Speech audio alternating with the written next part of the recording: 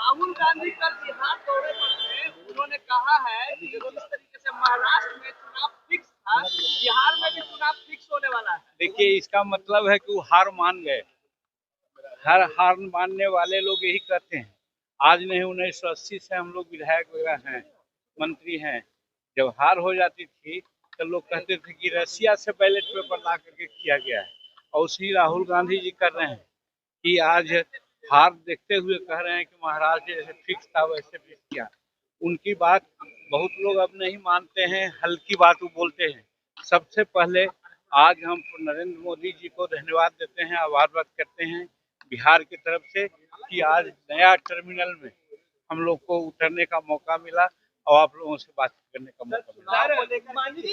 गया में राहुल गांधी गए थे, विकास को लेकर लोगों से बात कर रहे थे कि गया में कितना विकास हुआ। और देखिए, गांधी के परिवारजनों से भी उन्होंने मुलाकात किया है। ये कौन बड़ी बात है? अब मिलना चाहिए था उनको 10 वर्ष पहले। आज क्यों मिलने आए? जब चुनाव है तब दशरथ मांझी की बात सूझी। दशरथ मांझी के लिए वहाँ पर्यटन केंद्र बना दिया, हम लोग हॉस्पिटल बना दिया, उनके बच्चों को एम्प्लॉयड कर दिया और उनको भारत रत्न की उपाधि हो, इसके लिए हम लोग प्रयास कर रहे हैं। भारत रत्न की उपाधि हो, इसके बारे में राहुल गांधी एक शब्द बोले, इसका मतलब वो राजनीति करने गए हैं। लेकिन बिहार की जनता सब उनके राजनीति को समझती है, इसलिए उनकी बातों का कोई तवज्जो होना नहीं चाहिए।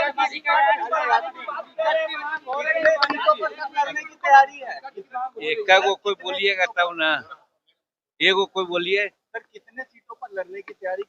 चर्चा यह है कि लोकसभा के तर्ज पर ही सीटों का फॉर्मूला तय होगा। ये आप लोग जो समझिए, हम लोगों का सीट पर किसी प्रकार का कोई बात नहीं हुई है और एनडीए में सीटों के लिए बंटवारा के लिए कोई हिच नहीं है। जुलाई के महीना में या उसके पहले बाद में यानी कि अगस्त तक जारी सीटों का हम लोग निपटारा कर लेंगे। अब सबको लड़ने लायक, जीतने लायक सीटें मिलेगी।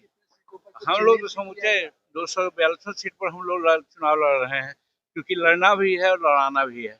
हम लोगों को एनडीए को जिताना है और नरेंद्र मोदी जी को हाथ को मजबूत करना है।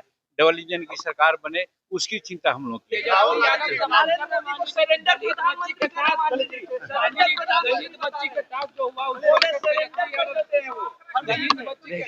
देखिए, सवाल है, मांझी जी चुप क्यों है? देखिए, दलित बच्ची के साथ जो बातें हुई है उससे हम लोग भी दुखी हैं और हम लोगों ने सरकार से बात की है, उनको हर तरह का मुआवजा और जो ऐसा कुकर्म किया है उसको समुचित कार्रवाई करने के लिए, और हॉस्पिटल में किसी प्रकार की गड़बड़ी हुई है सभी डॉक्टरों पर, चिकित्सकों पर समुचित कार्रवाई की गई है, आप लोग सब जानते हैं।